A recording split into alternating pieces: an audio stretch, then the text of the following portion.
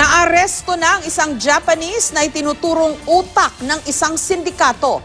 Ang modus daw ng grupo ang tinatawag na murder to claim insurance. May exclusive report si Emil Sumangil.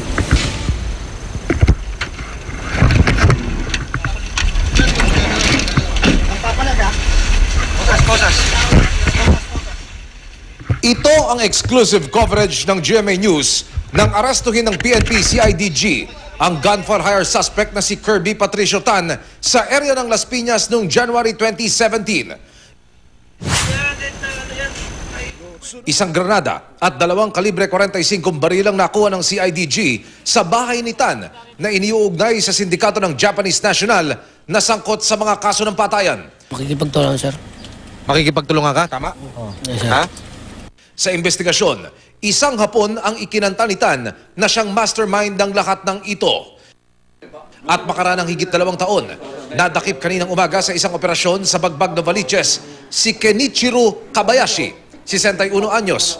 Siya ang itinuturong utak ng modus ng tinatawag na murder to claim insurance. Kenichiro Kobayashi will recruit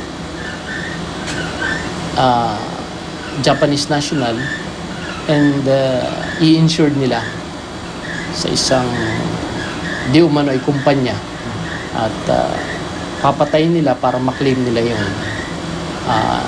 insurance. Mga incorporator mismo yung pinapapatay nila kasi iyon ang mga insured. Okay. Na kung saan pag napatay ang isang incorporator, ang magiging beneficiary doon is yung company.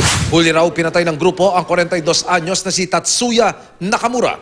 Pero hindi raw nagtagumpay ang insurance claim ng sindikato dahil nabulilyaso na ang modus. Ano ang kinalaman niyo rito? Nagulato na po. Ano po? Nagulato. Nagulato lang. Nagulat ka? Opo, opo. Okay. Bakit po kayo nagulat? Ako, hindi napatay na tao po yun. Hindi niya napatay? Yung natuto po. Emil Sumangil, GMA News.